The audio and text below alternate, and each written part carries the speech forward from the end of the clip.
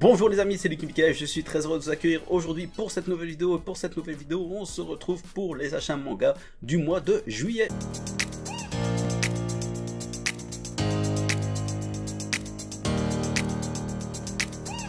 Donc voilà, vous aurez vu dans le titre le nombre de mangas que j'aurais acheté au mois de juillet. On est aux alentours de 47-48 mangas, donc j'ai beaucoup plus dosé par rapport à la dernière vidéo et mon dernier achat manga où j'avais acheté 227 mangas. Donc on est parti directement avec ma maison d'édition préférée, qui ont fait une réédition d'un manga que je ne connaissais absolument pas, mais vraiment pas du tout. Ce sont les Karakuri Circus. Donc il y a 4 premiers tomes qui sont sortis en grand format, véritablement une magnifique édition. Quand on regarde ça, ici vous avez une espèce de petite fenêtre avec le personnage à l'intérieur comme ceci, vraiment. Et donc comme je vous ai dit, je ne connaissais pas du tout la série. Je sais également qu'il y a un animé, je sais même pas de quoi ça parle, j'ai pas encore lu le synopsis et vraiment j'ai hâte de découvrir ça. Franchement, c'est exceptionnel cette réédition, surtout quand on regardait la première édition. Je mettrai peut-être une photo, mais véritablement un très beau travail de chez Meian. Et la petite particularité aussi, je ne sais pas si c'est la première fois, mais en tout cas moi personnellement c'est la première fois que je vois, on a déjà le calendrier des sorties de tout la réédition. Je crois que c'est aux alentours de 25 mangas, quelque chose comme ça, alors que d'habitude pour les autres c'est plutôt une réédition, enfin quand il y a une sortie c'est plutôt les 2-3 prochains tomes. Et donc là je trouvais ça assez sympathique, mais comme je vous dis, je sais pas du tout si c'est la première fois, mais personnellement c'est la première fois que je le vois. Ensuite, on continue avec la série en 2 tomes, Boss Renoma, en rapport avec l'univers de Prisonnier Riku. Alors, j'ai pas encore lu Prisonnier Riku, c'est vraiment une série que j'ai envie de lire, mais voilà, il y a énormément de tomes, et je trouve personnellement que c'est pas facile de trouver d'occasion, j'en ai pas vu beaucoup d'occasions, et donc je sais pas s'il faut lire ça avant, entre guillemets, ou si ça se passe avant, s'il faut vraiment avoir lu Prisonnier Riku de base pour pouvoir comprendre ceci. Je pense pas, généralement non, c'est plutôt lié à l'univers, mais en tout cas voilà, j'ai pas encore lu. J'avais fait une vidéo spéciale sur Star Wars avec notamment le premier tome que j'avais véritablement trouvé assez bon pour une adaptation Disney versus un film, etc. Et donc ça c'est une série en 3 volumes, et donc le deuxième tome est sorti. Et si vous connaissez un peu ma manière de lire, quand c'est une série courte, généralement je lis le premier tome et puis après j'attends que le tome 2, 3, 4, etc. soit sorti pour pouvoir tout lire d'un coup. Donc du coup je ne l'ai pas encore lu. Une autre série à thème, enfin une autre type de vidéo à thème que je pourrais faire, c'est aussi sur les requins, parce qu'il y a un autre manga qui vient de sortir. Ça sera aussi une série en 2 volumes. Celui-là en tout cas je l'ai lu, c'était assez sympathique. Voilà, rien de folichon, mais c'était quand même assez sympa, surtout que moi j'adore le thème par rapport aux requins. Ensuite, le tome 19 du phénomène de chez Glénat Tokyo Revengers est sorti. Moi je suis toujours un peu en avant, je suis plus ou moins au 200e chapitre, plutôt en scan, et ici on arrive à la fin du 170e chapitre. Donc voilà, j'ai encore un peu de temps avant de reprendre la série pour rester plus ou moins à jour. Et ils ont sorti un characters book, donc comme d'habitude, plein d'informations par rapport au personnage, par rapport à l'univers, etc. avec une espèce de petite page couleur, pas vraiment, mais avec certains personnages en couleur. Donc je l'ai déjà feuilleté, j'avoue que je ne me suis pas encore véritablement penché dessus, mais franchement c'est toujours assez sympathique d'avoir ça pour les univers, surtout assez complexes comme l'histoire de Tokyo Revengers. Ensuite, je prends directement les 3 mangas. Je vous ai fait une vidéo ici il y a quelques jours. Je découvre 3 nouvelles séries où j'avais présenté un survival game qui s'appelle Dead Flag, qui était assez sympathique. Une série qui se terminera en 4 volumes. Chez Kana, je vous avais présenté également Darwin's Incident, qui était aussi assez sympathique avec plein de thèmes d'actualité, etc. Donc vraiment, n'hésitez pas à aller voir cette vidéo, elle était assez sympathique, je trouve. Et également, je sais plus si par contre si les 3 étaient dans la même vidéo, mais enfin bref, j'en ai sorti 2 presque de jours consécutifs. C'était Alt Night Loon chez Noé Graphics, qui font également de très bons mangas. Et j'avais vraiment bien apprécié cette histoire, c'était aussi un de mes coups de cœur dans ce choix de vidéo, de manga pour cette vidéo, pardon. Ensuite, il y a Planets qui est sorti, là aussi je pense que c'est une réédition, je ne veux pas dire de bêtises, ce sera en 3 volumes si je dis pas non plus de bêtises.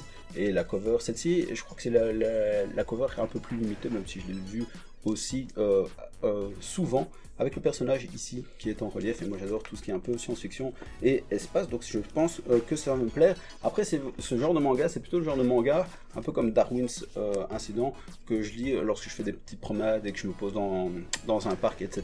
pour lire. Donc c'est pour ça que celui-là je ne l'ai pas encore lu, mais ça a l'air véritablement assez sympathique, honnêtement.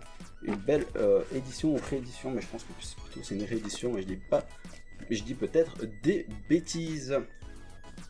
Ensuite, le deuxième tome de Coq de Baston avec toujours l'édition limitée, enfin plus ou moins édition limitée. En fait, c'est par rapport au premier tirage. Apparemment, la surface était un peu mat comme ça, un aspect assez brillant, en tout cas assez sympathique. Et pour les dessins également, je trouvais qu'ils sont quand même de bonne qualité, honnêtement. Et l'histoire était assez dingue, je vous en avais déjà parlé, une espèce de coq qui se bat contre des cailloux, contre des monstres qui défend un peu, entre guillemets, l'humanité avec un but bien précis. Franchement, c'était assez what the fuck, mais assez bien.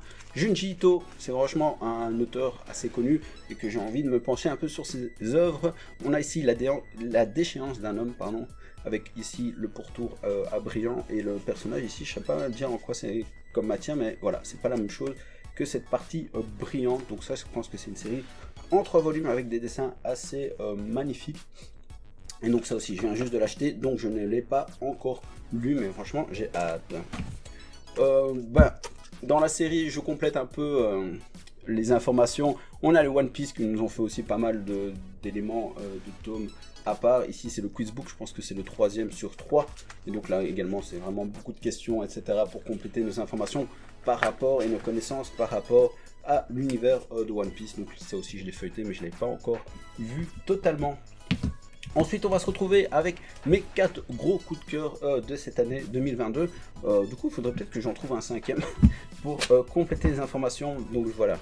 On a deux Elusive Samurai chez Kana, je vous en ai déjà assez parlé, j'ai fait une vidéo spéciale dessus, donc n'hésitez pas à aller la voir. Par contre, ce que je donne chaque fois comme information, et je trouve ça c'est important, c'est par celui qui a fait de Assassination Classroom, comme ça est écrit. Et moi personnellement, bon, j'ai pas lu le manga, mais j'ai vu l'animé, que j'ai trouvé assez enfantin, donc je veux pas dire que c'était mauvais, parce que je pense que si j'étais assez jeune, j'aurais bien kiffé.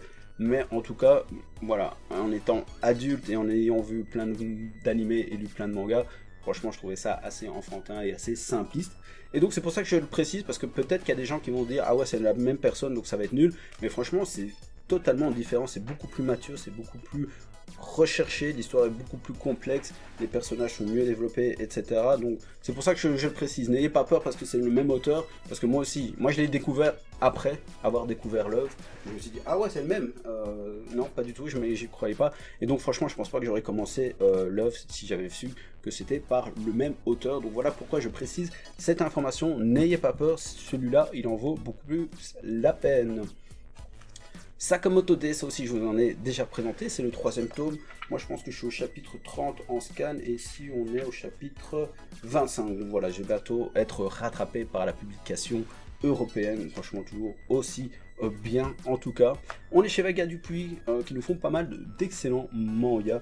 On a Manchuria Opium Squad aussi, je ne vais pas rappeler, j'en ai déjà parlé assez, notamment lors de ma vidéo présentation de ma Mangatech, et en plus c'est au tout début de la vidéo, donc n'hésitez pas à aller la voir si jamais. Franchement excellent tome, le 4e tome. Ça je l'ai lu pas en scan, j'ai lu directement en manga parce que je crois que c'est un peu plus compliqué de les trouver en scan. Ensuite j'ai Genesis, toujours chez Vega Dupuis, comme quoi je vous dis 2 séries sur 4 qui sont dans mes séries préférées de cette année 2022. Donc là aussi j'ai fait pas mal de résumés, mais en gros ce sont des jeunes qui vont rentrer dans une grotte, il va se passer un phénomène et vont être projetés plus ou moins à la préhistoire, c'est pas vraiment la préhistoire mais bref, et vont devoir se battre contre des hommes préhistoriques, contre des animaux, ils vont devoir chasser, etc., survivre tout simplement. Franchement excellent manga. Voilà, ça aussi j'attends les publications avec impatience. Ensuite, on est chez Noévé Graphics, on a Ozuki le stoïque, ça fait partie un peu comme Copélion des mangas qui sont à 3 €. Et voilà, je ne l'ai pas encore lu, je sais que le tome 2 va sortir, mais je pense que je vais lire le tome 1 et le tome 2 d'un coup. Ensuite, on a le tome 5 de la réédition de Yu Yu Hakusho chez Kana. Ici on est toujours dans le tournoi, donc je me souviens plus ou moins de ce qui se passe dans l'histoire, parce que j'ai vu l'animé, mais je me souviens surtout du début de l'animé, la fin de l'animé pas trop, donc je pense qu'à un moment je vais commencer à reprendre, mais plutôt en lecture du coup.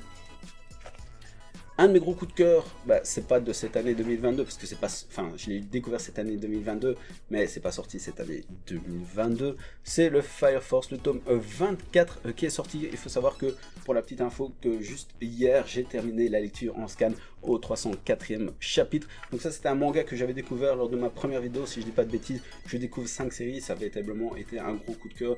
Donc j'ai vu les 2 premières saisons en animé, et j'ai terminé le manga que j'ai trouvé excellent quand même.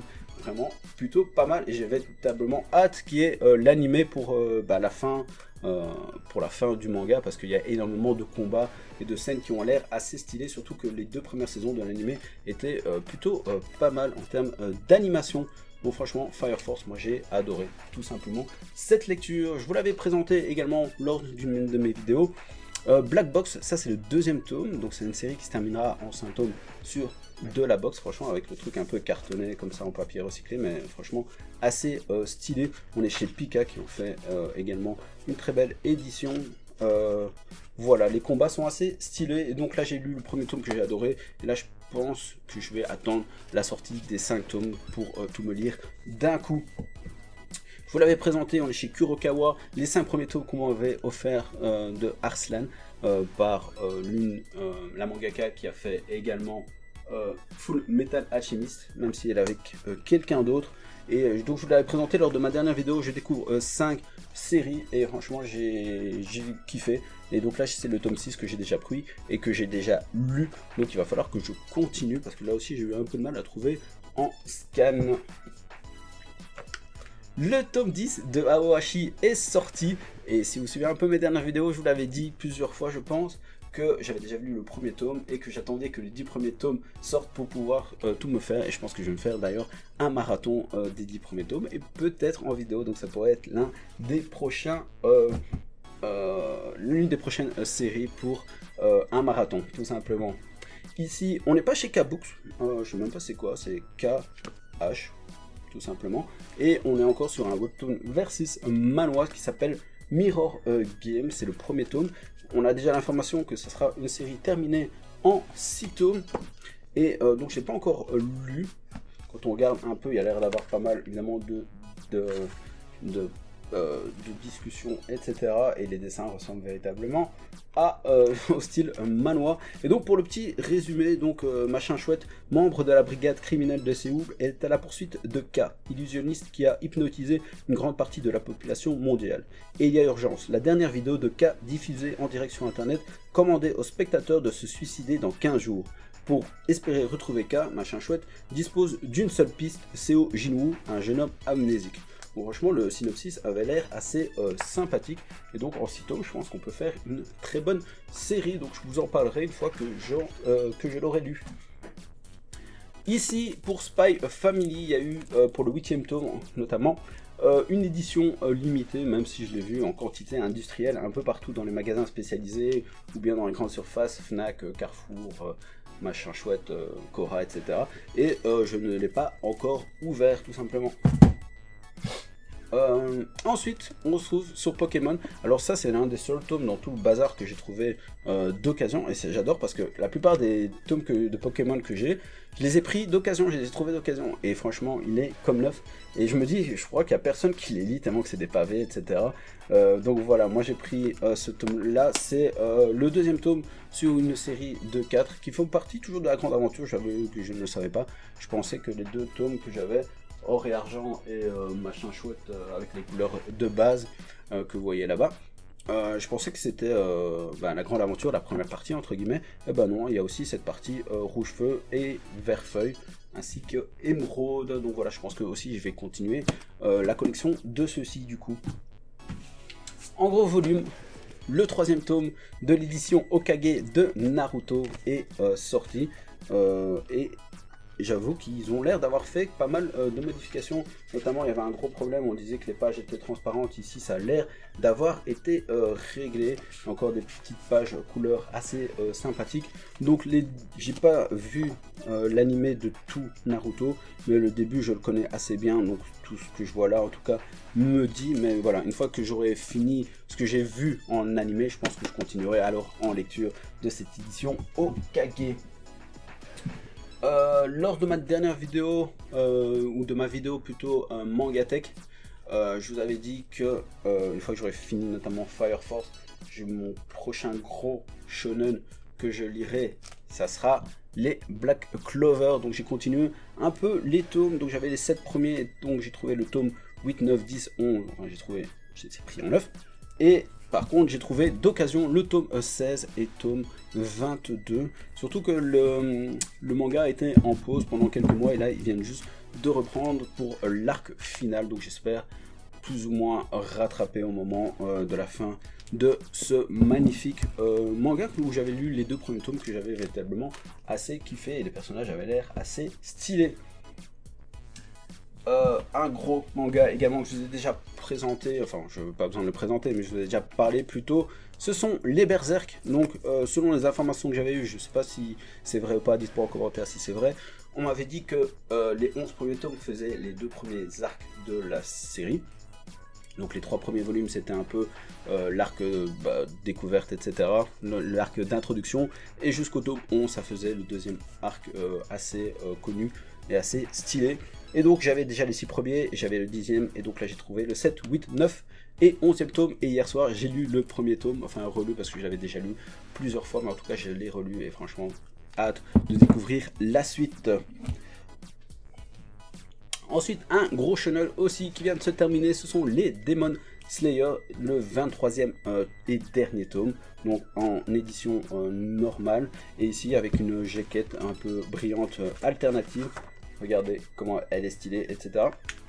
Et honnêtement, je savais même pas qu'il y avait ça. Mais en plus, là aussi, j'ai trouvé Okora tout simplement. J'ai même pas trouvé dans des trucs spécialisés ou à la Fnac ou des choses comme ça. Amazon non plus.